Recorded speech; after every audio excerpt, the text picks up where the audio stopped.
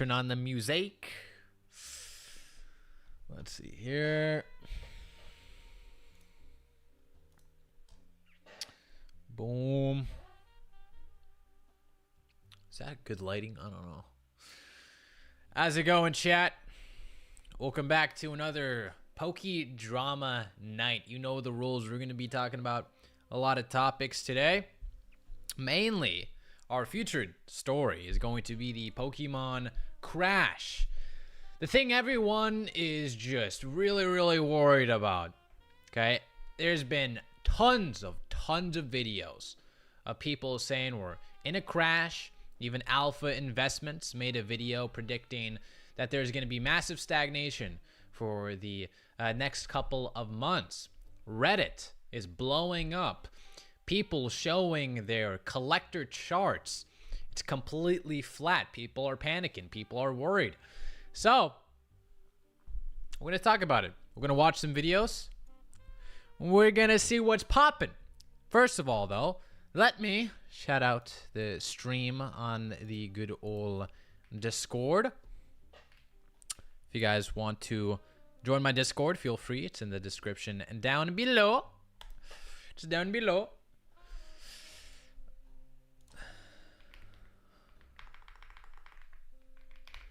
Morning, some coffee. No, it's actually not coffee. It's called Puro and decaf coffee. So I have like a mixture. I do like half Puro, which is like barley roasted something. Kind of tastes like coffee. Then I put like half decaf as well, just to get me going. You know, just to get me going.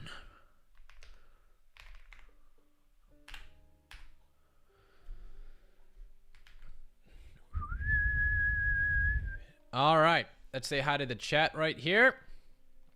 Gentlemen, how was everyone doing? We got Broly Poles. How's it going, man? Good to see you as always. Perfect time to buy the dip. I know, right? It dipped $10. Now it's time to buy. Your channel sucks, kids. Fuck you, Mars. Alex, good to see you. Alex, my Pookie Bear. I'm assuming this impromptu live comes from a rant. I've just been seeing a lot of like videos, so I wanted to, you know, freaking like do some sort of content revolving around the crash. I wanted to do a video, but I decided like I don't want to do a video on it. I kind of want to talk with the chat because it's really fun for me. I really do enjoy doing live streams because I could talk with the chat and I could kind of discuss my raw, unadulterated thoughts, you know? Young Sheldon cut, indeed it is. Indeed it is. I finally got a haircut recently, so that's been nice. I got maybe should I do this one? I feel like that looks better. Yeah, let's do that one. Gentlemen, this is Democracy Manifest. So, yeah, good to see ya. Only life, am I light? Yes, you are. You missed the whole entire thing, bro. You missed everything. How could you, bro? Like, how could you? Good to see you, Ash. Got the whole gang in here. Nice hairstyle. Thank you, good sir. Thank you. Oh, finally got that freaking trash ass hair out of my eyes, dude. It's freaking pissing me off. Anyway, let us first, before we get on to the rant, all right? Before we get on to the rant, I have something that I wanted to cover. Guru, good to see you, my mans. Good to see you. Oh, black screen, wonderful. You know what? Consistently, every single live stream that has happened to me, I always forget to change the frickin' sources. Boom, there you go. Freaking goddamn. It's freaking bullshit. Ash, thank you for being a member for 19 months. I love you, Ash. You're the best. I love you. Alright, so we have a little bit of a news article right here to cover. We have Phantasmal Flames booster packs discovered within official products ahead of launch. Ho, ho, ho. That is very interesting. Over the past week, there's been several reports on social media. Fans discovering... Oh, shit. Oh, my bad. Fans discovering Phantasmal Flames booster packs in their Destined Rivals and Mega Evolution packs. The set doesn't release until November 14th. That's really interesting. So, somebody got a Mega Evolutions 3-pack blister, and in it, there was one Gengar, which is a Phantasmal Flames booster packs. That's pretty crazy. I've also seen a bunch of people try to hype up this Psyduck card. Apparently, it's some sort of omen to this art piece that's very famous. Like, it's based on it. So, apparently, this card is going for, like, what, 20 bucks, I think, right now? Let me see. I've been seeing a lot of people pump it, so let's check it out on TCG Player. Let's check it out. Let's check it out. It's a big deal. It's a big deal. Alright, Psyduck. What Psyduck was that? Oop. I don't know. Psyduck freaking promo, maybe? I don't know. Okay, well. Psyduck promo. This is it right here. 15 bucks, dang. I also heard it was playable, actually.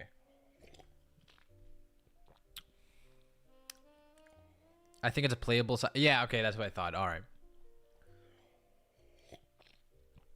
So it's also playable, so that definitely contributed to the rise in price. But here's the thing. Although it's playable, don't get me wrong, at one point, it was at $10, which seemed to be like the standard, price for this card. Obviously, people that were actually playing the TCG, imagine playing the TCG, that's crazy. But people that were playing the TCG were obviously, buying this card, and it was kind of like $10 for a little bit. And then, boom, shot up to $15, $17. As you see, I think the medium listed price seems to be around $18, actually. It's not even $15. The ones that are 15 are actually from like accounts that have no reviews. So it's pretty crazy. Time to sell? I know, right? Damn, I have 8 of those? Shit. You should probably sell it. I clicked only because I thought Rock's t-shirt was wet. Now I have to unsell. Good to see you, Nina.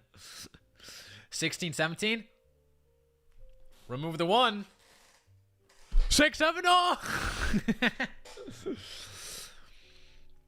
Oh shit, 6, 7. I'm about to bust all over the place. Okay, well, that's not it. Hold up. Alright, so, yeah, there seems to be some Phantasmal Flames packs inside Mega Evolutions, which is very interesting. And apparently, somebody got a Meowth from a Phantasmal Flames. Now, this caused a lot of people to be very, very worried because, if you guys don't know, this Meowth was a Chinese simplified exclusive. And is actually going for quite a bit. I think it was $100. And now that it's actually getting reprinted in English, people are panicking. Those who actually bought the Chinese version, because now it's not special anymore. Same instance happened with, I believe, Alola Friends. It was a Japanese exclusive for a long time. Then it was printed in a simplified Chinese, and then Alola Friends crashed quite a heavy margin. So, but yeah, that's the one news article. Nothing too crazy. It doesn't look to be like a crazy error. So, I don't know how prevalent this is, but seeing how little I've seen it pop up, I don't think it's that big of an issue to the point where like people are going to find out to the point where people are going to find out what well, maybe it's because I'm doing my hands, never mind. To the point, as I was saying, that people are going to find out and get spoiled the whole entire set. So I don't think there's enough quantities of these mistaken Phantasmal Flames packs where it's just going to ruin the whole fun.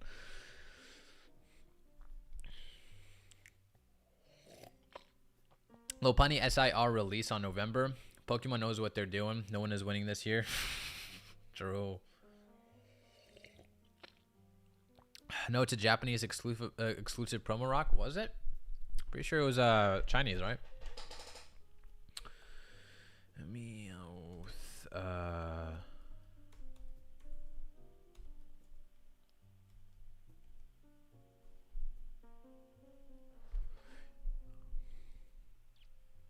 Oh, maybe I was thinking about this. Yeah, I was probably thinking about this one. Okay, maybe, yeah, I was thinking about the wrong Meowth. You're right, Nina. You're right.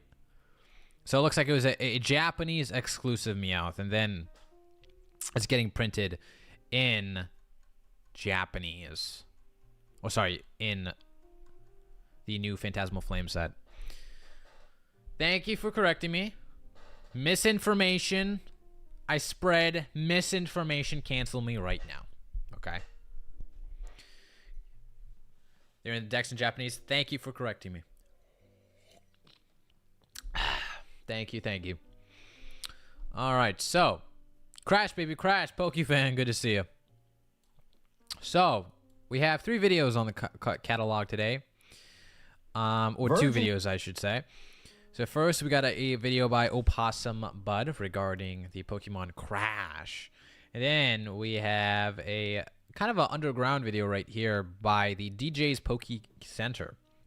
So the Pokemon community is toxic to new people. I'm excited for this video. And we got my video. But there was something that I wanted to address really quickly. And if you guys haven't watched my newest video, I urge you to do so. But I'll give you a quick summary. Basically, a buyer on eBay received a letter from another buyer saying that a seller doxed him. That's pretty much it. As you see, here is the letter right here. Well, let me see. Let me find the letter. So this guy received this letter from another seller. Hello, I'm sure this is very random, but I was trying to buy a Lilius Clefairy that you ended up purchasing recently, and the seller you bought from had a dispute with me and ended up doxing you. So the seller ended up doxing a fellow buyer to prove a quote-unquote point. Now, what that point was, it's up for debate. I'm not really too sure. In my personal opinion, I think the seller and the buyer were having an argument about the price, and the seller used a screenshot of a past purchase done by another guy to support his argument, to support his price, and etc. And within that screenshot, probably confidential information of the address and the order number was shown, which constitutes as what? Doxing. So, but there was someone who commented in my video, no hate to them at all, obviously, but I do want to clarify this because it seems to be a little bit of a misconception whenever somebody says doxing, right? So he says, Buddy the Doge, I love him, but not referring to him. I'm referring to this person right here. But basically he says the seller will likely face potential jail time for this, okay, for quote-unquote doxing. To which I reply, most likely not. In this case, regardless of the seller's intent, since it was made within the direct messages conversation on eBay and the victim didn't experience any harassment, this will likely be swept under the rug without any repercussions, even though it would constitute as doxing. The worst thing that will happen is his account gets permanently deleted. He won't get any misdemeanor or any charges from this. Not saying that's good, but that's most likely the outcome. So yes, so even if you dox somebody, most likely you're not gonna go to jail or even a fine for that matter, unless the damages are very severe. So potentially okay, understandable. Have a great, fantastic day. I'll just use this one, I guess. No, I kind of like this. Asmongold, I love Asmongold. I watch him like every single... Actually, he is my favorite YouTuber. I watch him every single day. So potentially, let's say there is a fan of Taylor Swift and they dox her address, leading to many harassments, many death threats, and etc. that would definitely constitute a crime. And he would likely be fined tremendously or even jail because you are putting another individual in severe danger. So that's a little bit of a misconception. A fun fact, though, this is pretty this is pretty funny. Let's say somebody is doing a death threat to you. The police can't really do much either. That's the thing. That's the scary thing. See, I don't want to dive too deep in it, but my family has experienced a lot of instances of that. Not going to say why, but you could come to your own conclusion. But my family has experienced many situations like that, and the police can do nothing about it because a crime technically has not been committed. It's under the First Amendment. So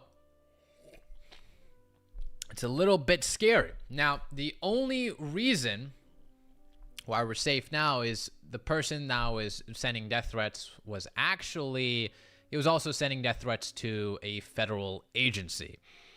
So that gave the authorities probable cause to pursue him. They raided his house, he got in jail, and etc. So that's the only reason. If you do death threats to a regular citizen or even actor or celebrity, you most likely will not be punished very severely unless you actually do a sort of harassment in some form, which, I mean, I guess depending on how long you do it, sending a bunch of death threats could be considered as harassment, but more severe cases of harassment, like probably like in kind of the vein of assault. So it's very scary. So if you do that to a regular citizen, you will likely get a slap on the wrist. But if you do it to a federal agency, then boom. Then now they will step in. It's really funny. There's a huge double standard within the law. So that's what a lot of people don't understand is like, shit, the law is definitely messed up, man. It's not as easy to convict somebody as people think. Nina, thank you. Thank you for the one gift of membership. You didn't have to do that. Thank you. Much too kind. For some authorities, really bad stuff is still okay. And then when somebody gets killed, oops, too late to help. Exactly. It's really funny how they only step in once the damage has already been done. It's kind of funny, isn't it? My boy, my son, good to see you. Good to see you. TCG Verse, also good to see you, man. Hope you're doing all right. Sorry that I cannot stay, but since I saw you were live, I figured I'd pop in to say hi real quick. I really appreciate that, TCG Verse. I really appreciate that. Thanks for stopping by. You're the GOAT. I appreciate you, man. But anyway, that was my little tangent. A little correction is that most likely, even in this case, and even if the intent of the eBay seller was to expose confidential information with another buyer, because the buyer didn't experience any extreme harassment and etc., and the fact that the conversation was held in technically a private message, like private DMs on eBay, he's not going to get anything, okay? He's not going to get any repercussions. Most likely his account will just get deleted.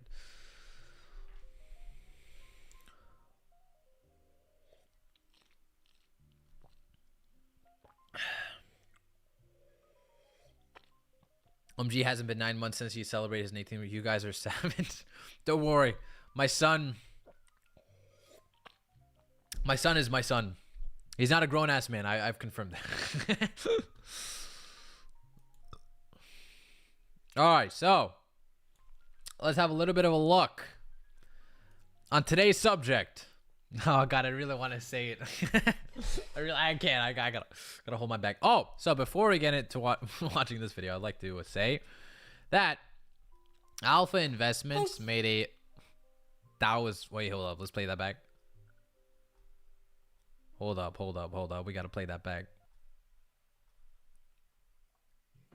Thanks. Oh, that was good. Solid. That was like a solid 8.4. Great folks right there. But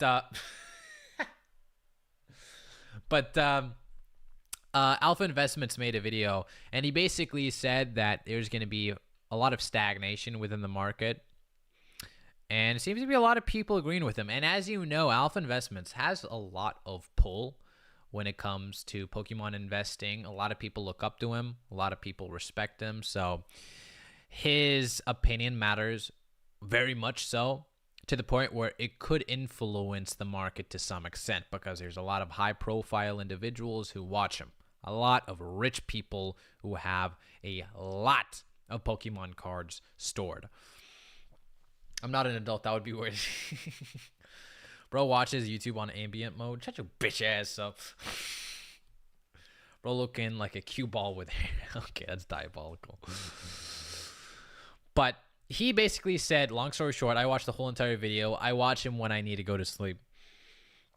In a good way. Like, I love just hearing him. It's like ASMR to my ears. I feel comforted. Like there's a dad, talking to me as I go to sleep. But he basically said there was going to be massive stagnation. So if he says something, I think there was going to be some sort of ramifications, because people will listen to him and probably start selling Pokemon boxes. And whenever you sell a bunch of Pokemon boxes, then there's more quantity out in the market. When there's more quantity, then there is more competition. Whenever there's more competition, there will be sellers who undercut each other, resulting in a massive decrease of prices. So that's how usually, that's why people are really afraid when everyone tries to sell something, because if everyone tries to sell something, then there's a constant undercutting that takes place.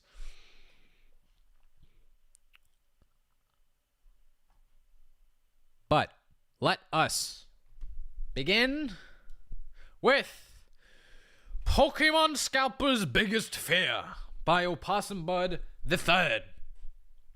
Let's watch this. Gang, hope you're doing well. I'm doing pretty good. Let's talk a little bit about the chaos that's ensuing the Pokemon space as we speak. Apparently, some people are just not having a good time anymore. Some people's faith is wavering. Maybe some people have seen it. Maybe you're actually experiencing yourself. Maybe you purchased some stuff and you just don't have the backing that you used to anymore for some of the products and some of the purchases. You put your seal of approval on. Big FOMO. So maybe some people have seen it, but I guess there's a little bit of market stagnation happening. It's not really moving so much anymore. What's happening is people are looking at their handy-dandy collector graphs, and they're noticing that stuff doesn't have Somebody little say collector? green arrows next to it anymore. It's just kind of sitting. It's not really moving in any direction. I like how it just kind of looks funny when the camera angle is like so up. It's kind of funny. The MetaZoo guy Rudy is not always right. That's kind of like irrelevant, because what dictates the market is main consensus of buyers. That's the problem. If you fool an investor to sell off his collection, then there's going to be a second order of effect of price reduction, because now everyone is going to do it. So a lot of crashes don't actually happen as a result of more supply coming out of nowhere. No. Crashes happen when people are scared, when people lose interest. Therefore, technically, at least for me, when I've seen these, instances of market correction happen, it's never a result of a massive increase of quantity, usually. It's always about an ideological change, when fear is implemented, when, I guess, it's something in that vein. So I think in this case, people are scared because they feel like it's been too good for too long. It's been 2 years since the market has been continuously going up and up and up. And when they're seeing like a small cooling period, like a week, literally a week of nothing moving up, they're scared. They're going to be like, okay, maybe this is not going to last forever. I should probably cash out. This is just a natural progression of markets. Correction. In some cases, the horror that's going to come out, it's October, scary month. The scariest thing is happening to people. There's red arrows next to things, and it's going down. Some stuff that people have claimed would never dip whatsoever. It's just going to go up and up, and the interest will always be there, and people will always be ready and willing to buy it. And Pokemon cards just move up forever, as we all know. I think Fusion Strike was being talked about. I guess that's dipped a little bit, even though Fusion Strike is still ridiculously expensive. Celebrations has dipped a little bit, particularly the Ultra Premium Collection. I think the ETB dipped a little bit. People were kind of throwing a big old fit about that. They're like, it's supposed to keep going up. The 30th anniversary is coming. And people are just kind of losing a little bit of faith in what they bought. It's kind of weird to see it happening so quick. We're not even in 2026 yet. And people are already just kind of questioning all the things that they were fed over the last year, over the last few months, where people are like, oh, Pokemon product's supposed to do that. To me, my collector app, I have that to actually keep track of what I have. I don't give two fucks about what the price is. I check it on it sometimes. I just know Nick's collection is like massive. I'm talking about girthy and massive. Dude, no, he at least is in like, bro, the 5 figures. I'm probably maybe 6 figures, maybe in the hundreds of thousands. Obviously, he's not gonna sell anything, but I think with the amount of stuff that he has, at least, dude, he's a massive collection. Fusion Strike. I hope it crashes. I want to get my hands on Mega Evolutions, but I've been to like 6 places and it's all been sold out. Yeah, I mean, I think a lot of people are feeling that. A lot of people, collectors, are excited that there might be a potential stagnation or crash. Ooh, crash. So we're going to have to see what happens. Everything maybe 6 I've or done 7 is going up pretty much. Everything that I'm doing, my 67,000 maybe for what's going on with Pokemon is ridiculously high. It's something that I think is a little goofy, and I'm not really having any issues looking at what's going on whatsoever. I guess people are looking at the nitty gritty. People are looking at the things that they bought, and they're starting to question things too. And I happen to think it might be a little bit of the modern things people are picking up. Maybe a little bit of the prismatic, maybe a little bit of the 151, maybe a little bit of the booster boxes and the booster bundles from the Scarlet and Violet era, where people were told, you know, hey, there's not really a big chance of the reprints. And even if there are reprints, what are the chances of those plebs getting it in their hands? As long as you got these bots, as long as you got all these different ways to skirt the system, you know, what's the matter, right? Pokemon is definitely... And I think that's one of the main reasons why it's been persisting for so long, is that not only have Pokemon not reprinted anything, which is definitely a factor to decide the price of a Pokemon box or not, but also consistently the mindset of the people botting and scalping the product has not changed for the last like year. That's the scary thing about it. Usually when these instances happen, we see where, you know, scalpers and botters come into the hobby for like a couple of months and then they kind of lose interest and then the price is correct. But this one's very weird because there seems to be a lot of long lasting scalpers and botters, which is very weird. Turn collectors, who knows? I don't even know. You know what else is massive? The Lord Taper Fade. But Nostalgianomics said Pokemon only goes up. What? Pokemon always goes up. It has to be true. It has to be. Nostalgianomics said it. Alex, my boy, the all-knowing, all-seeing Rudy Jr. being. Start listening to other demographics other than the money people at this point. So I don't know if people know this. I don't know if the actual money bros and the flippers know this. You don't run this place, and that's going to be a cold reality some of you guys are going to figure out at some point. Players run this place. Players run the Pokemon TCG. That is who Pokemon will cater to forever. That is who they will make product for and make reprints for and make sure cards get into people's hands for the rest of their existence. They do not... It depends. I do agree with him, definitely, that on the list of priorities, I believe that Pokemon should prioritize players above all else. Players, collectors, and so on. But in practice, do I think that's what they're doing? I'm not too sure. Because I do think there's an ulterior motive for Pokemon to have a very competitive climate for their products. If they did, this is my gut instinct, but I do think they have the capabilities of mass reprinting Pokemon product. But in their case, is that what they really want to do? Because if they do that, And if they're capable of doing that, what would the ramifications look like? Would everyone be able to get products so much to the point where now people lose interest? Now the scalpers, now the botters are afraid of even going into Pokemon to the point where they're just going to stop buying Pokemon cards? To a certain extent, I believe Pokemon actually profits from the existence of scalpers and botters and money-oriented, FOMO-driven people. So I'm in the mindset where I'm not even too sure anymore. I don't think Pokemon prioritizes just players or collectors for that matter. I think personally they're prioritizing FOMO. They want to, here's crazy, hear me out. I think they want to prioritize the concept of FOMO. And in order to do that, I feel like they need the existence of scalpers and botters to keep them afloat and to keep the FOMO going. Now, they don't want it to get out of hand too much, so they find a certain sweet spot and they print, and so some collectors get it. But as a business, I do really believe that Pokemon profits from that. I personally think so. But let's continue watching the video.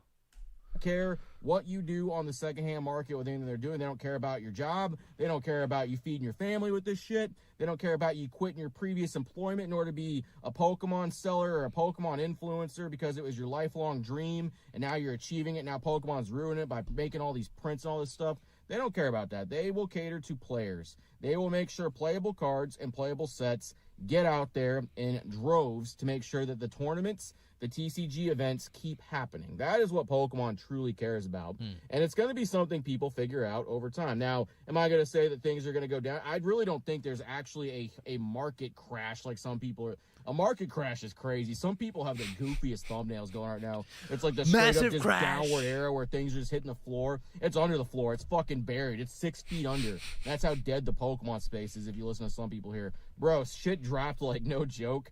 $100. Some stuff that was valued at We've gotten to a point where now that's noticeable. We've gotten to a point where everyone has gotten so used to constant profits, constant money going uppy to the point where just a minor drop, not a crash. I would not even constitute that as a correction. I would constitute that as just a normal, healthy market. Like, I see this all the time. But people have gotten used to the unrealistic expectations of constant profits to the point where they're very, very scared now when they see just a minor, healthy market. A market that doesn't constantly go up. It's weird. My boy, the comic collector. Good to see you, homie. Namix lost me when he said right now is the best time for collectors. Yeah, like that was just crazy, man. I still... He's still not really apologized for that. And listen, it's fine. He doesn't need to apologize for anything. It's, you know, it's his prerogative regardless. But I don't know. It's just... He hasn't even addressed that completely yet. I disagree with Opossum, but a large majority of buyers are not players. I do have to agree with you. I don't think, like, if we were to look at the statistics of people buying from Pokemon, I believe maybe 60% are collectors, 30% are investors, botters, flippers, and etc. And I think 10% are the players. But I have to remind myself is that a lot of the times the collectors are players as well. So it's kind of hard to come up with the exact kind of percentages. But if I were to bundle it, okay, I'll revise it. I think a good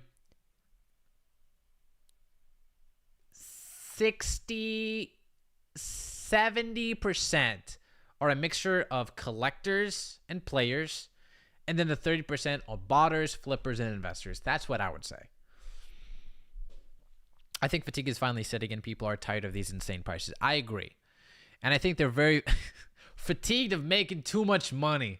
But although that sounds goofy, I believe that's kind of the feeling a lot of investors and a lot of people are feeling. They're just getting scared. It's like if Bitcoin constantly went up, up, and up. They're unsettled. They're like, oh my God, a drop could happen any moment of the day now. Like, maybe I should cash out. But like, what if I stay in? Is the market still going to go up? And etc. I think they're just really scared. 6-7.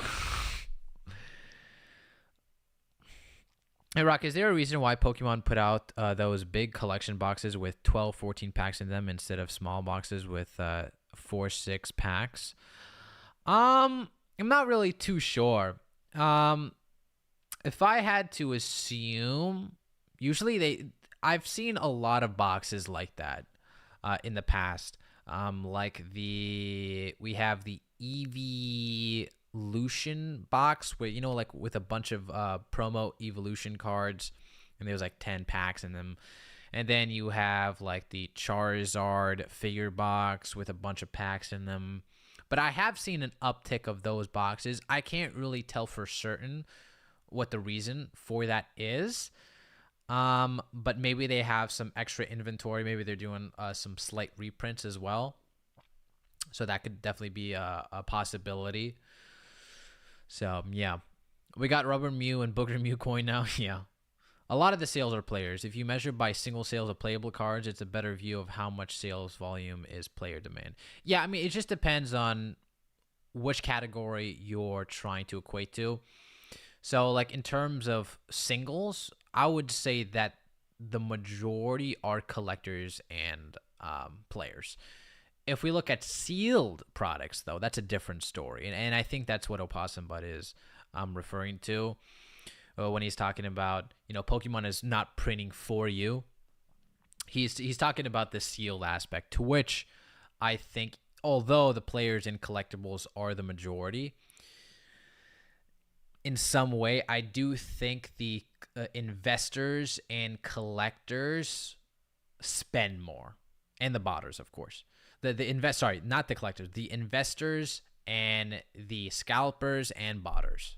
I think collectively that group, although they're comprised of 30% of the pool, let's say, I do think they spend more on average because they are going in with the intent of making money.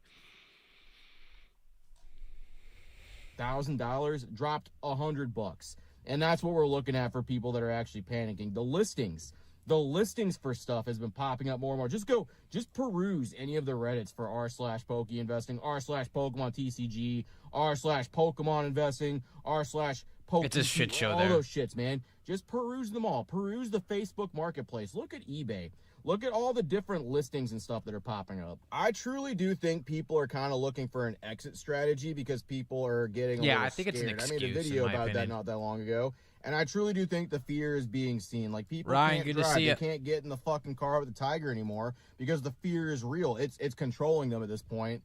And people are starting to question what people have said. Now, anyone who's willing to wait, and this is what I'm going to say to anybody who's watching, then I think most people that are of level mind and sound thinking kind of get this. If you just wait like an actual investor would do, that's how I know we don't have a ton of investors here. We have a lot of flippers and money bros. That's very true. Investors really aren't that worried about this shit because honestly, they have that stuff put away for like the next 5, 6, 7 years and they don't really fucking care. Oh, playback. They have that stuff put away for like the next 5, 6, 7 years and they don't I'm sorry, I had to do it. I'm sorry. They don't fucking care. They have that stuff and they're not even touching it. And a lot of people that are here financially for the long haul, a lot of people who are collectors for the long haul, don't have any kind of concern about this whatsoever. There's people that are just moving along. I'm not really that worried about it. I'm not an investor. I'm just a collector. I'm just sitting here enjoying my cards, doing my stuff. I have things I've purchased over the years that I'm enjoying. I have things that I'm looking forward to hopefully getting at some point. I'm not really counting on anything. If something does happen, if Pokemon does unleash the mass amount of product to people, I'll be picking up some stuff. If it doesn't, I'll be looking forward. I'll be trying to find stuff at MSRP. I'll be trying to catch store drops. I'll be looking at different things. I'll try to catch some deals where I can. If it happens, great. If it doesn't, I have plenty of stuff. I'm not worried about this. And the investors, the actual investors in this Pokemon space really are not either. There's nothing wrong with stuff having legitimate value here, and I think that's the thing people confuse with the MSRP gang is they think we're just completely against money existing here. Bro, money existed here before half you fucks even knew who Pikachu was. That's very before true. any of you guys fucking discovered Charizard. LGS owners existed here.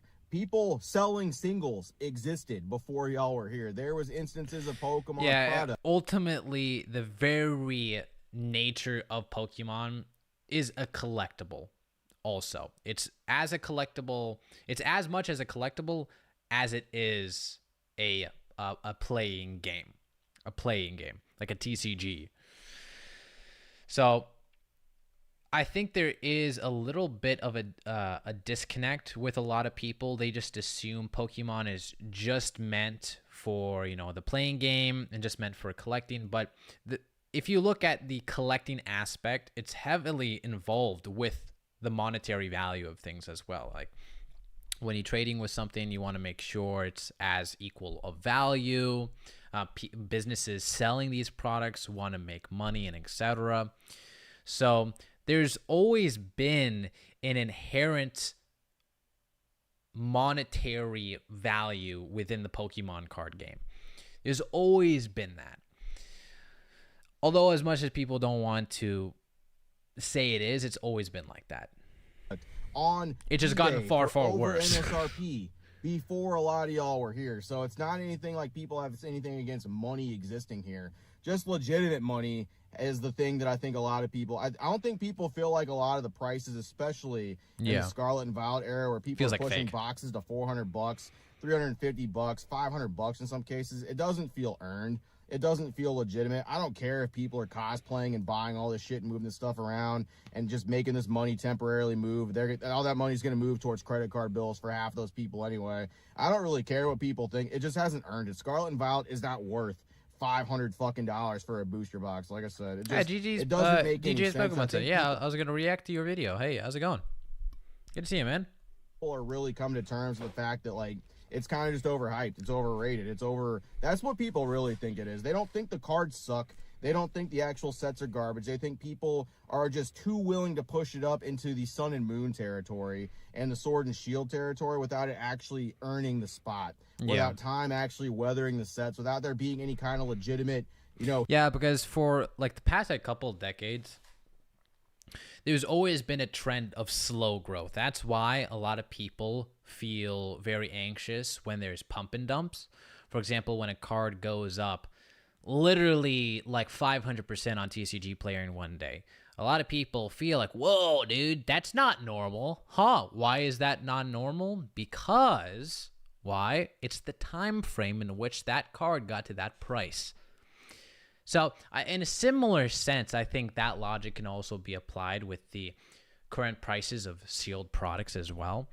I think people have seen for many, many years, there's always been a concept of slow growth. And now we're kind of deviating from that to the point where sealed boxes are jumping up $100 in the span of like 2-3 weeks.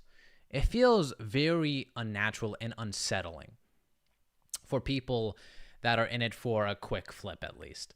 And also just it feels unsettling for the average consumer, average collector as well, because it begs the question, how much of this is real demand, right? This doesn't feel like real demand because it's just going up so quick. Now, that could be explained that is just being driven by real demand, by people wanting to buy those products. But at the same time, it's hard to kind of say.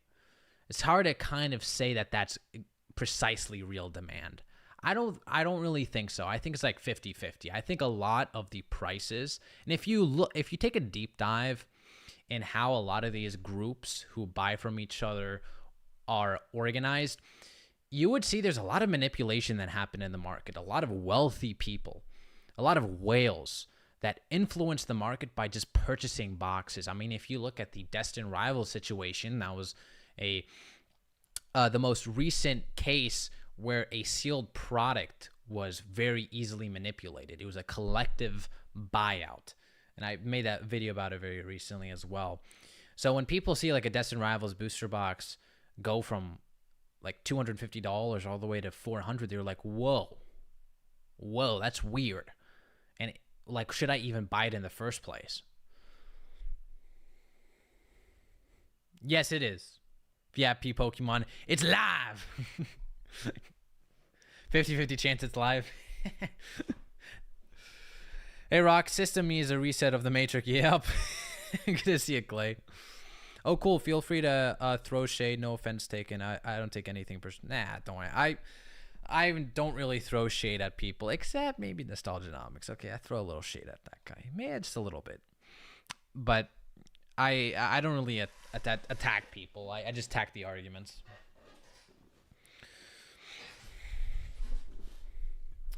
Insider at distros? Yeah, I mean, there's a high probability of that for sure.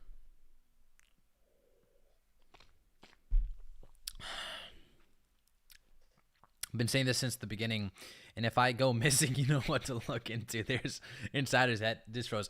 100%. There's absolutely insiders, for sure. Here's what the sets are. Here's what the cards are. Here's why people do that stuff. Scarlet and Violet right now just thinks like everything's expensive because it's expensive, because we're in a boom right this second, because the 30th anniversary is coming. We got people that don't want to work real jobs pumping up cards. Like, it feels a lot like that, and it doesn't feel legit. It doesn't feel earned. And a lot of people have major issues with that. I don't care if stuff has value. It completely makes sense to me that vintage cards are expensive. It completely makes sense to me that Sun and Moon cards have value to them. It makes sense to me that Sword and Shield cards are rising in value and have fucking value to them. No one is mad that there's legitimate value to cards. The Scarlet and Violet era is being fucking speed ran into an investment portfolio, and it has not earned any of it yet. That's very true. It has not earned a fucking ounce of it. The singles, people complaining about singles going up and down, motherfucker, that's the singles market. That's how things go. People making all this stuff and all these articles about cards going up and down like crazy. You go fact check it, it's already recovered. Things have already bounced back up, or cards have shot right back down because the market is deciding ultimately. Yeah, cards are just like the wild, wild west. It's far, far more volatile than sealed product, I will say. I mean, if you look, and this is, I've been saying this for a long time, but when it comes to market manipulated cards, you'll see that more likely than not, those cards will always go down. Like if you look at the Marshadow card, that's been going down. If you look at what other card has been manipulated? The Ghastly illustration rare. What other card? Practically a lot of the illustration rares from Black Bolt, a lot of them have gone down. Obviously now they're still technically expensive. There's $30-$40. That's just the second order. That's the second order effect of doing market manipulated buyouts. It's going to impact the stable price to some extent. Booger Mew, yeah, exactly. Booger Mew, that's the one I was thinking about as well. 100% agree. Half the community right now is people looking to make a profit. The sneakerheads will always jump on different hobbies to make money. Yeah, I do agree. A big portion of the Pokemon hobby is just sneakerheads. And a positive thing about this quote-unquote cooldown is that I think this will scare them away. Once they see that there's a big plateau, I think this will scare them. I don't know. It's a possibility.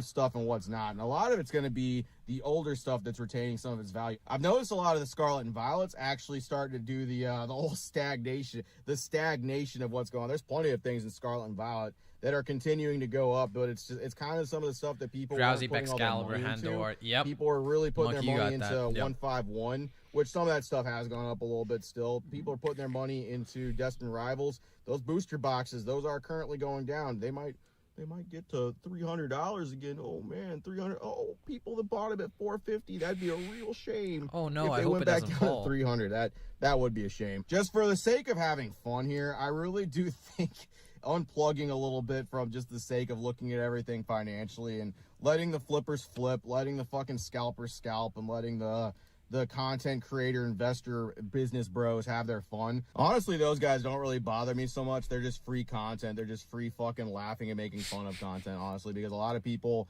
while I don't think everyone here is just a fucking moron, I do think there's a lot of people here that just don't understand. They don't really get where things go. They think they have this place figured out. They think the market here caters completely to them, and they don't realize they're not the ones that are in control. Ultimately, if Pokemon needs to get cards into the hands of players, that is ultimately what they will do. They will reprint the fuck out of stuff to make sure cards get into the hands of players and that their tournaments still happen. People can still get playables. And to some extent, I do agree with him.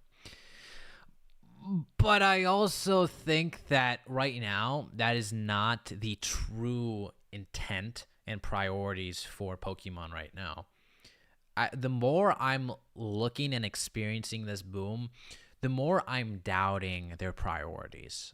The more I'm thinking that maybe they do have something to benefit for facilitating a very FOMO-induced environment, FOMO-induced market. So I'm not really too sure at this point. And from a business perspective, I think it can be beneficial for them. And maybe they're just scared of reprinting shit to the ground. It's like Magic the Gathering. Magic the Gathering are a big, I would say, perpetrator of doing this. They're very, very conscious of reprinting stuff. They want their cards to have value. So I don't know. I'm 50-50. I would like to assume that Pokemon are catering towards players and collectors. But seeing how they didn't really stop the whole issue and they haven't been doing a really good job at it, it makes me, there's two options. There's either they cannot do it, they physically cannot print enough to fulfill demand, or it's simply that they just don't want to. And as time goes on, as time persists, as I am seeing the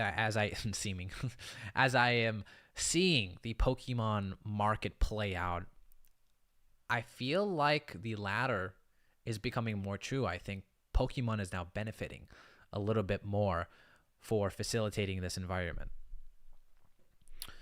Facts. Pokemon is smart. They know the hype is making them billions. Yeah, I kind of agree.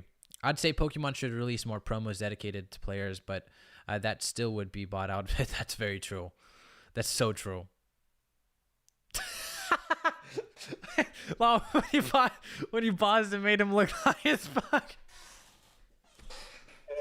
Oh shit, that's so true. Oh bro, I have to screenshot this. Where's the bro? I have to screenshot. That's so good. I gotta send that to him. Oh, so good. It hasn't bothered me as much since I played the game. I can wait 10 years for it to hype back up. Yeah. Can't stay long. Dropping the like. I appreciate you, my boy. Gonzo. Pookie Bear. Massive. Somebody say massive here? Say that again? Pay $7 for uncommon trainers or something like that. They'll put a trainer toolkit out that none of y'all are gonna fucking buy. They'll make sure it doesn't have a cool promo in there for people to milk, so actual players can get stuff. If they need to make collection boxes for sets to actually get into people's hands, they'll do it.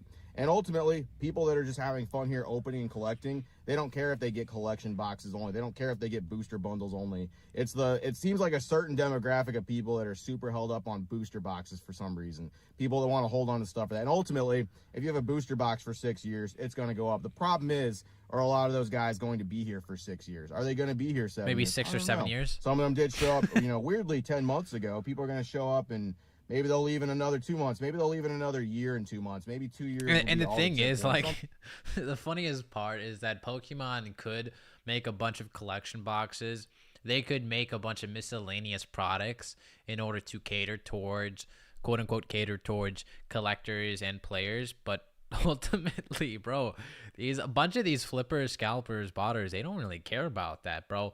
As long as they have some sort of sealed product, some sort of, like, Pokemon could drop like singular packs accompanied with shit, and botters will still buy out the whole entire stock. That's kind of crazy. Like, if you look at the margins with a bunch of these like collection boxes, let's say it costs $50, and Pokemon Center are selling them for $50. It's getting resold for $100 on eBay. And similarly, with a lot of these booster boxes, Pokemon sells it for $160. And they're now, double that, which is $340. My math, it just did not math for a second. $140. $340. So if you look at the margins, I feel like a bunch of these scalpers, a bunch of these flippers are targeting regular, products as well. Like they're targeting everything. So it's not just solely a booster box issue, in my opinion. It's pretty crazy out there, bro. I think Pokemon is printing at their max capacity, and it's more than ever. But the distros have no integrity, so they're pinching the hose to scalp their clients. I definitely agree with that as well. And I think they're a big perpetrator of the current climate and the current prices. I think it's ultimately their greediness as well. So, in my personal opinion, I think, the truth often lies a little bit in the middle. I think there's definitely some sort of reward for Pokemon facilitating this FOMO-induced environment. And I also think that distros are a heavy perpetrator of kind of ripping off their clients, in all honesty. They're just heavily, price jacking up their prices, jacking off everywhere. And it creates a second order effect where now the consumer is, boom, the consumer is fucked. People will stay. We're going to watch a lot of people fade because it's just not fun for them anymore. Just market stagnation. That's really funny to me that the market is stagnation across the nation. It's stagnating. It's not moving at all. It's funny. Fusion Strike dropped $70. Fucking time to abandon ship. That's all I got. Appreciate it, Virgin Gang. See you later. Just money. That was a great video. That was a great, fantastic video indeed. I have to give the link to you guys. Let me find his video real quick on my other video. Give that video a likey. That's a fantastic video. I do agree with a lot of the points he made.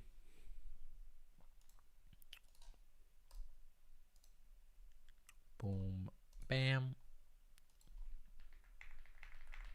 Yeah, give that like. Give that video a like. All right.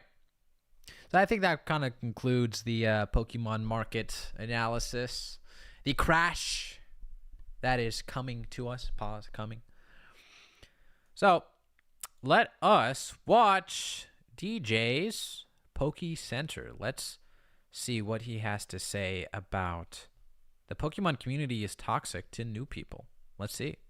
Today we are talking about Pokemon, and we're talking about specifically the toxicity that I have seen pretty much all over the internet. That doesn't matter if it's Facebook, Reddit, Instagram, even YouTube. Oh, definitely YouTube. A lot of the YouTubers too should be ashamed of themselves for promoting a lot of this negativity that I have seen. Let's talk about the first one, Scalper. Everybody is a scalper now. It doesn't matter what you're doing. It doesn't matter if you buy 2 ETBs. You're a piece of crap because you bought 2 of an ETB. Like, bro, when did that change? When did this happen? Why can you not have 1 ETB behind you and then open one, or open both, or keep both sealed? Like, how? What? That makes you... I do agree, and I've been actually saying this for a long time, actually. I made videos on this. I made videos on how, like, especially since the Pokemon boom that has happened, that we're still in, it led to a lot of people becoming very radicalized.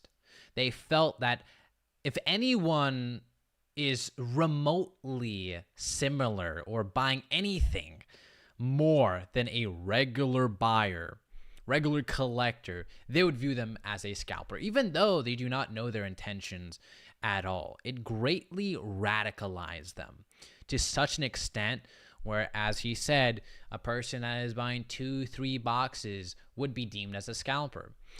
The word scalper itself has lost a lot of meaning, actually, and I've talked about this before as well.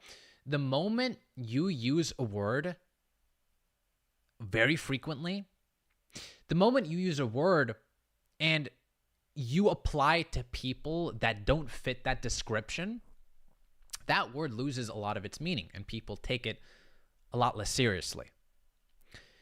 So I do think he has a very a strong point here. It has been happening quite frequently. I got to say, it has been happening quite a lot. And to a certain extent, like, I can't blame people as well for being hyper radicalized by the current market. But do I think they're correct? Absolutely not.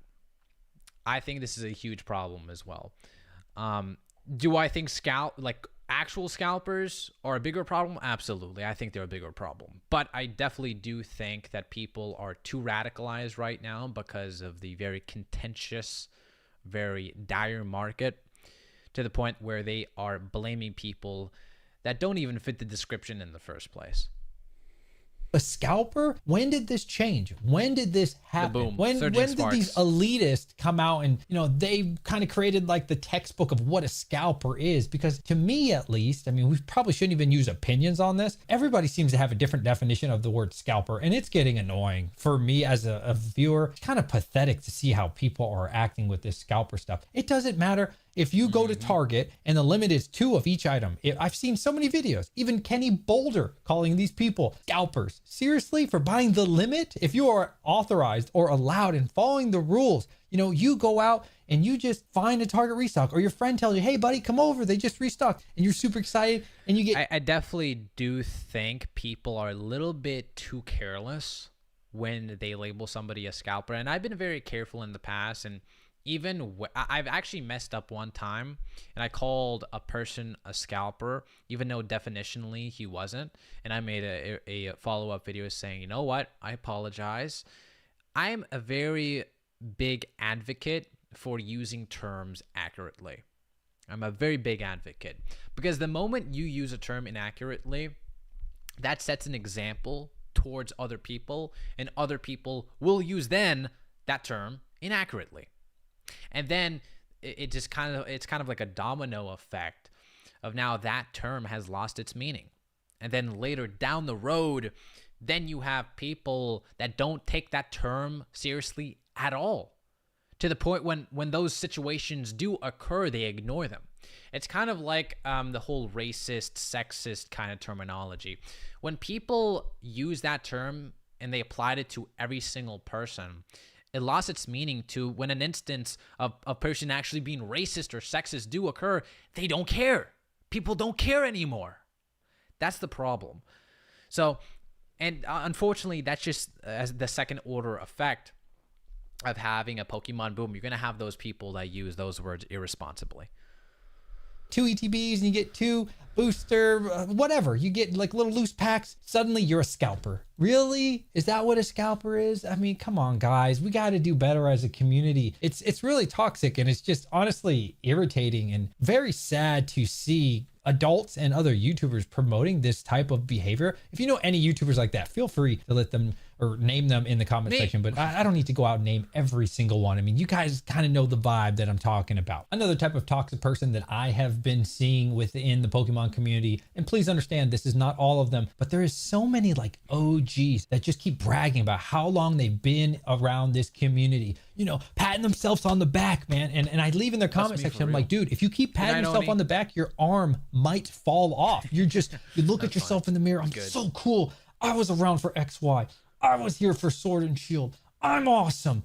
Did you see the way that I got Evolving Skies for $200? Did you see? Like, I agree. Just bragging. It is a little bit cringe, but when it comes to, like, let's say helpful advice, I do think experience and how long you've been in the hobby is definitely a good gauge to whether they should take your opinion seriously or not.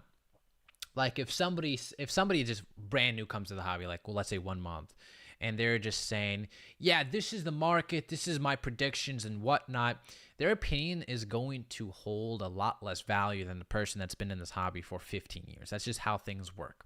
But I definitely do agree that sometimes people that OGs, as you put it, that's been in this hobby for a long time, they definitely get carried away to an extent where it becomes very patronizing. I think that's a correct word for it. Patronizing. It's very patronizing.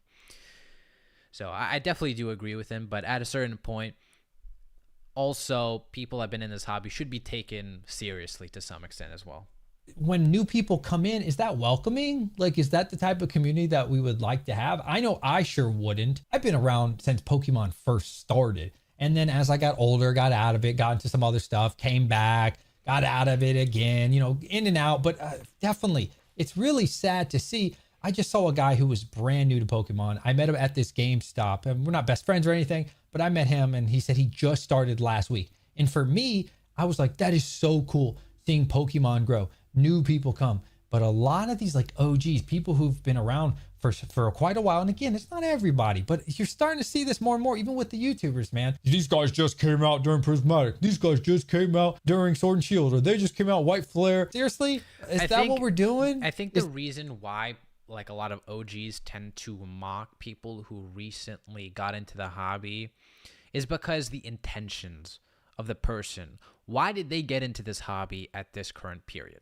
And more likely than not, the answer is going to be, well, right now it's very hot. It's a very, popular thing to engage in. And I think for a lot of older people that got into the Pokemon hobby when it was just starting out, got into the hobby when it wasn't as popular, they had very true intentions. They were actually they were enjoying the hobby. But for what it does seem like people that just got into this hobby, it's almost like they're chasing a certain trend. Now, obviously, it's not all. And I'm sure people that got in very recently are going to stay here for years to come. But when trends usually do happen, there's a large contingency of people that just end up not staying around for a long time. They usually just come in for a few months, indulge themselves in Pokemon products, and they just leave. I like to call them FOMO collectors. People that chase the new best thing, and then they just leave. I think those are the people that a lot of these OG collectors are referring to. That's just my personal opinion. And I do think they have a point. Like, I think this as well. I think there's a lot of FOMO collectors, hype collectors. And I think if you are a person that got into the hobby, very recently, I have seen a large contingency of those people being just that. But I also do agree that it's very unfair to judge somebody when you don't know them, right? But it's just an observation, and only time will be the deciding factor whether that statement is true or not. Because if a person just leaves, a few months, then yeah, they are a FOMO collector or a hype collector. But if they last at least a year or 2 or 3, then damn. Okay, yes, you do definitely care about the hobby. Okay, then I stand corrected. But I also can't really blame a lot of these OG people for being kind of judgmental as well. It's almost like tourism, right? I think that's probably a good word for it. It's collecting tourism. And I feel a lot of these old people have been here. They feel immediately Okay, hold up. Antagonistic? I think that's how you say the word. They feel very protective for the hobby they love a lot. And at a certain point, I can't really blame them. I think it shows how much they care for it. But I do agree, it could be very patronizing to some extent, and it could disincentivize a lot of people from actually staying in the hobby when the only thing they have experienced was negative interactions with people that think they're better than them. I heavily agree with that. And I don't think that's how people should treat each other in this hobby. But to those people that do, I can understand them, but I also don't think that's the correct way, right? Just because I understand where they're coming from doesn't mean I completely approve of it. But I think their intentions are pure. I think they're just very passionate and they're worried for the hobby. And they don't want the hobby to be overrun with a bunch of collecting tourists. That's my explanation. But I do agree, it could be very patronizing. 100% rock, it's the intention. It's money or hype, and that's why OGs gets upset. Some people die out. And the other ones who really love say, absolutely, yeah. You're spot on, Rock. I appreciate it. I love that name. It's such a good name. I don't always see passion from people who have been in this hobby for a long time. And yeah, and listen, you're going to have people that have been in this hobby for a long time to where they don't feel anything anymore because they're so, I guess, burnt out. And you'll see that happen a lot as well. You'll see people who have been in this hobby for 15 years and they just don't feel the enjoyment anymore. And I also can't blame them either, because I guess the novelty soon dies down. I'm sure that maybe I'll feel a little bit differently once I stay in the hobby for another 5 years.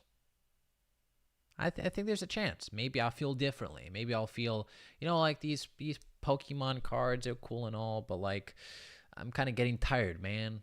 Kind of getting tired. An OG told me when I first started out, all is good luck, good times. That's crazy. The Comic Collector, remember for 7th month. I really appreciate you, man. Totally didn't have to. I really appreciate that. My son, welcome. Oh my God. Dude, you don't have to do that, bro. Come on, man. I appreciate you becoming a member, dude. Really appreciate that. My son, love you. Be humble, be kind, or just another donkey. Too many already. Look at our government.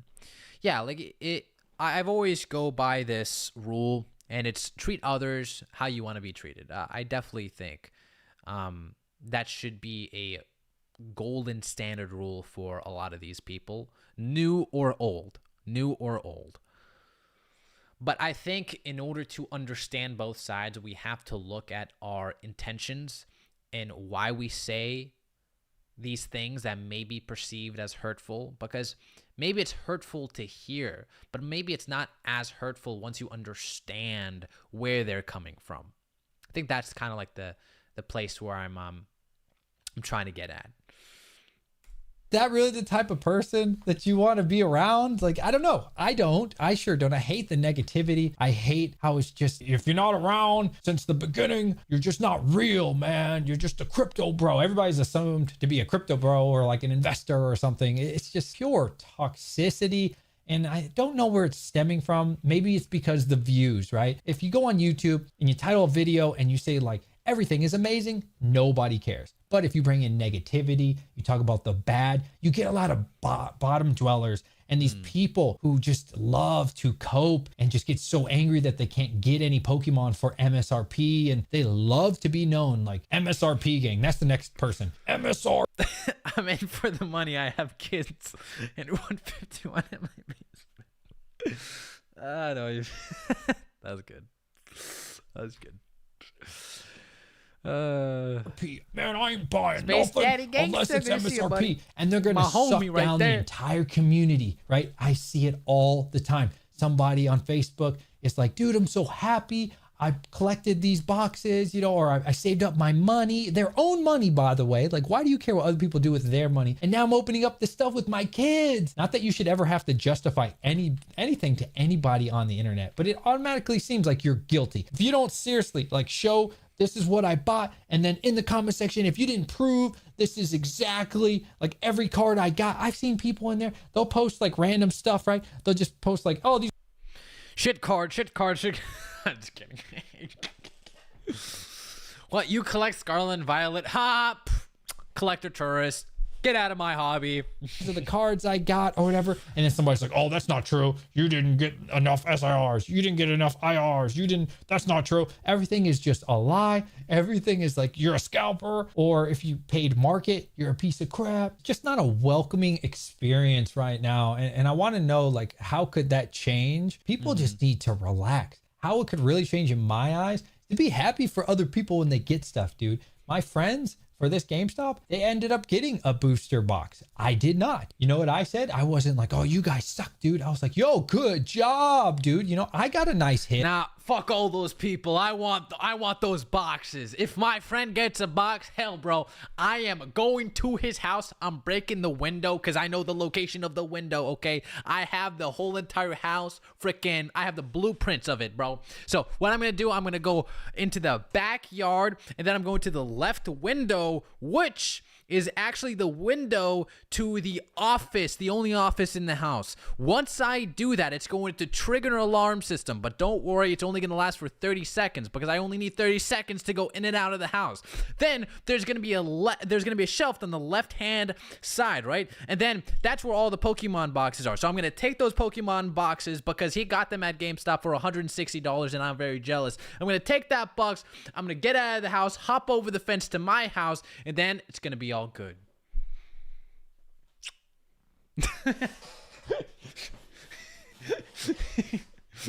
Oh man. Or two, I pulled the Venusaur SIR. That thing is awesome. And if somebody else pulls something, I'm happy for them. And even people I don't know, I'm very happy for other people and their success. You know what, dude? If you went to the first GameStop and you sat in line and you got something, and then you went to another GameStop and maybe you got 10 packs or 5 packs from that, dude, that's sick. Good for you. In the grand scheme of things, does it matter? Does it really matter that you got 15 packs or 20 packs? Whoa, oh no. Wow, scalper, here we go. He's going to put those on the internet and sell them. Every comment is like that, right? It's really sad. Yeah, Like as I said before, it's very patronizing to some extent. I can understand where they're coming from because we're in a very dire situation currently where not everyone could, get products. So that will lead a lot of jealousy to begin to form, and a lot of people just feel naturally antagonistic to people coming into this hobby. I think that's just the case that we're at currently, and I think both could be very, very true. I think people are too antagonistic, and also I believe there's definitely a true problem with scalping as well. I definitely do think there are people, and I definitely do think that there are signs to deduce whether somebody is a scalper or not, for sure. I mean, like if somebody has a full cart full of, products, then, well, I think if I was a betting man, I would say he's probably going to flip those products. But if somebody is buying, like a booster box or like 2 ETBs, I don't think that I feel confident calling them a scalper unless I see unequivocal proof. So I think the truth often lies a little bit in the middle. I'm glad you watched this video over my market video or crash video. Hey, no, you bring up a lot of good points. Or inexperienced with this What's up, type John of Parker? midnight release or big release that they did. I know it wasn't midnight for this Pokemon one, but who remembers Call of Duty? I remember Call of Duty. Who remembers Halo? A good friend of mine, 56, reminded me of that one. So shout out to my boy 56. I mean, come on, guys. It's Diablo 3. Oh my goodness. Goated game. This is not something new. When these big events happen and people have their tents and everybody's excited. Damn, look at that arm, bro. Bro is work. Yeah, I see you. Bro's working out. Hell yeah, got those gains. I get excited. Damn. I waited in line at my GameStop probably like 6 o'clock. They opened up at 9, and it was some of the best conversation I've had in a really long time talking about Pokemon. What's your favorite Pokemon? This person telling me them, and I learned about their life and how they got started. And like I said, I met somebody, it was their first week ever getting involved, but the toxicity level is through the roof of some of the things that I am seeing, and it is really sad. Now, GameStop is responsible for the 2 per person limit for Pro. Does this suck for some people? Absolutely. But if you're one of the few people that made it in the front, it doesn't suck for you. Do I think for brand new first day releases, they should allow 2? Absolutely not. I think that is pure.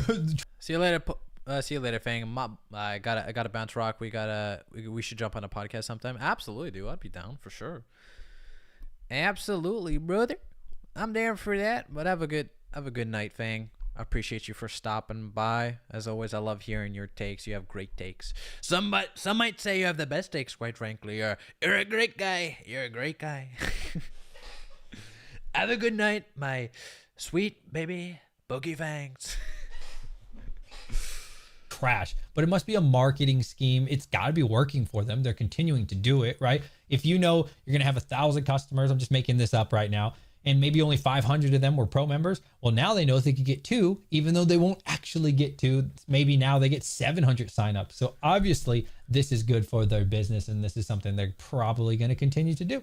And I get that, right? But what I saw, at least for my situation, is when I came in at 6, I was the 5th in line. And the new guy who was just a few down from me, cool dude, by the way, he was hating. And so were the other people behind him, not the person directly behind me, but people in the back were hating on the guys in the front. They're like, you guys only gonna take 1 ETB each, right? That'd be cool. And they were like, no way, bro. And I feel them on that, bro. Hey, listen, I'm going to be upfront with you guys. There was 1 of each ETB. If I have paid my money for this, if I came out here at 3 o'clock, the one guy said he came out at midnight. If I came out that sucker at midnight and you didn't, and I'm following the rules here, hell yeah, I'm going to buy 2 ETBs. Why wouldn't I buy 2? Yeah, I mean, I would, I can't lie, I would buy 2 ETBs too. And I guarantee you the person that is shouting that, oh, I hope you only buy 1 ETBs, he's probably going to buy 2 ETBs if he has the chance as well. So, yeah. I do think in that case, like, it's totally unjustified why that guy's just creating a big issue here. 10 out of 10 impression. I appreciate it. Why is your impression of Trump so disturbingly good? What can I say? I do a lot in the bathroom every time I go to the shower, go to the shitter. I do a lot of impressions. ETBs, and they were like, man, come on, you should only get 1. And it wasn't like in a joking way. It was like, scalper. I said, I heard scalper. Like, seriously, this dude, you called him a scalper? He really went out here, the first person out here, and you really call these people scalper? It's just so toxic. Anytime somebody doesn't get their way, it kind of reminds me of a child, like a spoiled brat, right? Every time that they don't get what they want. It's even crazier how all these YouTubers are reacting to these videos. And one of the people will say, hey, I came here the last 3 target restocks, you know, they're there right behind the first guy. So how do they know as well, right? And they're like, this guy keeps scalping. Dude, how do you keep knowing? How do you also know? Like, I don't care, man. You do what you want, dude. I genuinely don't care what somebody else is going to do with their money, with their time. That's your business. But the criticism is ridiculous. I'm really, really sick of it. Here I'm going to show you a video of this guy complaining let's that see a here. Gentleman went to the store the day of at 8 o'clock in the morning, and he drove by. Watch this. I have to mute it a little bit. Copyright music. Pretty quickly. It's just kind of fucking funny. But it's 6 o'clock, 8 o'clock. He's waiting. 6 or 7. I got fucking time. So it wasn't a long clip by any means, but this guy is complaining that somebody's out at 8 o'clock and you're also outside. How did you record him? You would have done the same. He says that's kind of funny. Like, why should not a guy going to GameStop when you're at GameStop, dude? It doesn't make any sense. Yeah, you just self-reported. He's like, look at this nerd at GameStop at 8 a.m. Wait a minute. Fuck. I'm at GameStop at 8 a.m. too. No.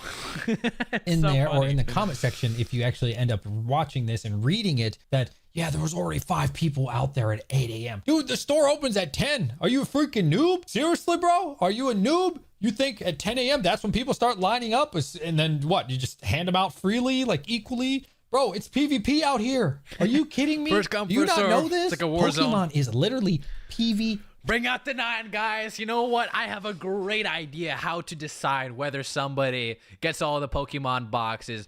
GameStop should hold a battle royale, you know, get each person freaking AR-15, not to make it fair, maybe a Glock 9 or something. I don't know. Glock 55. And then everyone fights to the death. And then the main survivor, he gets to buy everything in the store. Sounds like a brilliant idea. Come on. Come on, GameStop. I'm giving you some suggestions, man. That would definitely solve a lot of the problems, you know? Then, you know, like the employees could just, like, take the day off because they don't have to serve people in the line any longer. You know? They just have to worry about this one guy who won the Battle Royale. Key, player versus player. Let the best player win. When it comes to GameStop release, when it comes to a brand new set, hell, this is a new era, man. We got Mega out here. Now, obviously, it's not the first time Mega came out, but you get the point, man. Mega Evolutions is here, and you're going to be crying. This is the stuff that I continue to see. The toxicity levels are through the roof. Anyways, I think I have rambled long enough. Let me know if you feel me on that at all. If you made it to this part of the video, put in hashtag Red Bull. We just broke 400 subscribers. Wait, hold up. I appreciate Hold up. Let me look at that Red Bull again. You made it to this part of the video. Put in. Oh, is that? Hold up.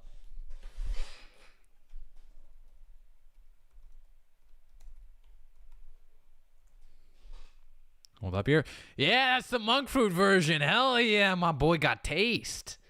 My boy got taste. Because if like the regular Red Bull version is like, it has like the blue, but the sugar-free monk fruit version, it slaps, bro. So much better. Go to video. Go to video. I think the monk fruit Red Bull version is so much better. It's so good. No, I really feel a lot of the complaints that he had in this video. I think it's I mean I agree for sure. I've been saying this for a long time as well. You know, I definitely think people conflate a lot of these terms, and it could lead to destructive outcomes. And I think people should be responsible when somebody accuses somebody of being a scalper and so on and so forth. And I definitely do think a lot of the current OGs and people that's been in this hobby for a long time are a little bit patronizing, for sure. I definitely do agree with that. But yeah, I thought it was a fantastic video. Make sure you guys give it a like. Let me just find it really quick. But to be fair, I do like Kenny Boulder as well. Sometimes he's a good YouTuber. Oh. Give that guy a sub. Give that guy a watch. My wife said, get those because it's bad for my teeth. Your wife got taste, I gotta say. Bro, those are so much better. So much better.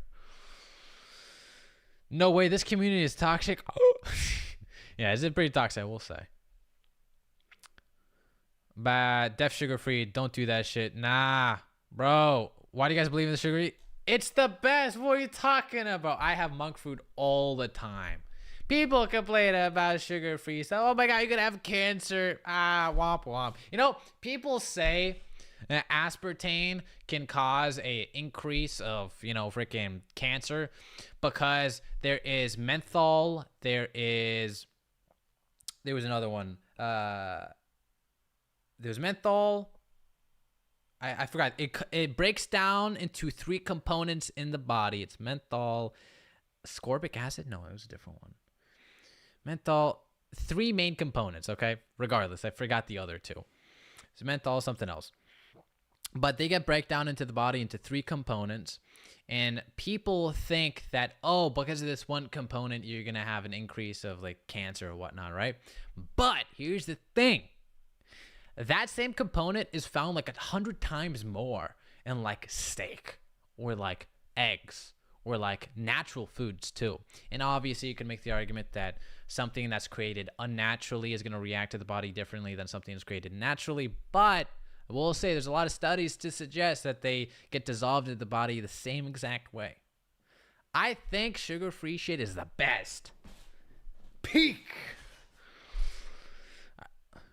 Jay Cash, I'm good to see you. Kombucha is good too. I will say, Nina, kombucha is solid. I love kombucha. Kombucha is goated. I love it. I wish the community wasn't toxic. Yeah, I mean, yeah, it is what it is, man. It's how the Pokemon hobby is, unfortunately. I hope it does change as things cool down. Absolutely, and I have hope that it will. And I think the current Pokemon crash that we're currently experiencing, not even currently experiencing, I think there's just a point where people are not making immediate money any longer. So I think that's a good sign. And I think because more people, prominent people like Alpha Investments and a lot of these YouTubers are kind of saying, yeah, there's a stagnation happening, I think that will disincentivize a lot of, you know, investors from keep on buying everything, or investors, scalpers, and etc. I think that will scare them off temporarily, and I think this will urge a lot of these people to sell the product. And whenever you have more supply, there's going to be sellers who undercut each other, resulting in a decrease of price. So I definitely think there is good times to come. If that's the case, shouldn't you unload 10 to 20% of your purchases just in case? Oh, what do you mean? Like for me personally? I mean, I do investing stuff to some extent, true. But I don't really care too much about it. And I feel I'm kind of in the long game. I think if I was really wanting to make money, I think I could just make money just by holding it for a longer time, like 5-10 years, if I really wanted to. But I have sold a few boxes in the last I think a couple of months, I think, just to recoup some of my money because I've been spending way too much, in all honesty. But yeah, the correction is needed. Prices skyrocketed way too quickly just for the health of the hobby. Yeah, I agree for sure. We're not experiencing anything really. A stagnation is healthy. Yeah, I think it's not really that big of a deal. But the problem is that people are going to see the stagnation. And as I said before, they're going to be afraid and they're going to panic sell. You know, sellers undercutting each other and then resulting into a decrease of price. So I think we're going to see not only a stagnation, but a decrease in value for a little bit. At least I hope. I could be wrong. Well, when there's a race at the bottom now, it'll help people who have been holding their money to deploy at those lower prices. That's very true as well. That is very, very true. Pokemart isn't crashing. I can't get any discounts on PSA 10s. Oh, man. But yeah, that seems to be kind of like the situation we're at the Pokemon market. That being said, boys, if you guys want to pick up a card prison binder, the link is down in the description. The supply is getting very, very low. And as you know, once a version sells out, it's never coming back in stock, boys. So if you guys want to check that out, going down the description down below. Hey, my boy. What's going on, Opossum? What's going on? I just reacted to your video, bro. I reacted to the crashing video, the crashing, the market's crashing, bro. It's all over. I sold my whole entire collection, dude. But I reacted. That was a great video.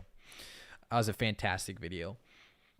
Yeah, as I said before, I think we're just experiencing a little bit of a stagnation, and hopefully that's a good sign. I think it's a good sign to cool down a little bit. Maybe it's a sign that things are going to be a little bit better. It's a sign of a healthy market, perhaps. Maybe it'll disincentivize some people from, buying up everything because they're a little bit scared because we're at the very tippy top, right? So yeah, it's going to be interesting. And then I just watched this video by, let me see here. Just watch this video by the Pokemon community is toxic to new people. That was a great video. I definitely agreed with a lot of his points. But I shared my perspective as well. Oh, the crash video. I appreciate y'all. Hope you've and hopefully filming at home within the next few days. Dude, I hope everything's all right. Hope you're doing. I'll be honest. I've been enjoying the freaking car videos. No, I love the angle. I love the angle that you were filming the video. It's like you just see like this was like your head like this right here. It was so good. I loved it. Oh frick.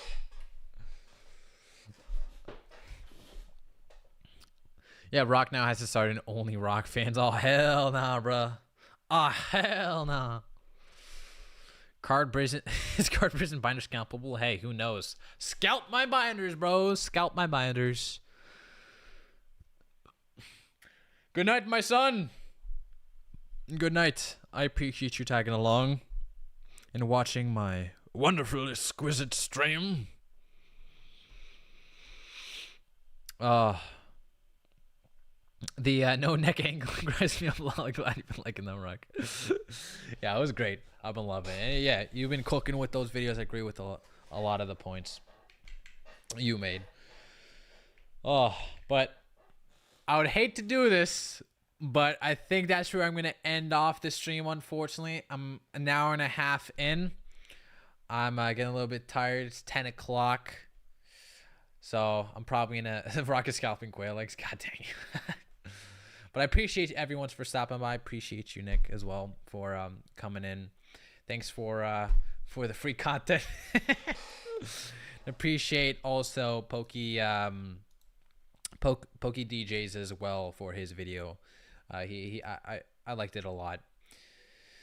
So anyway, thank you everyone for stopping in. I love every single one of you in the chat. Buy card prison, limited stock, quite frankly. Showed up at the end of night, y'all. Night. Have a good night, Nick. You could always rewatch it, you know. Give me that watch time. It's good. Anyway, love you guys. Have a good night. Take care. Sweet dreams. May the crash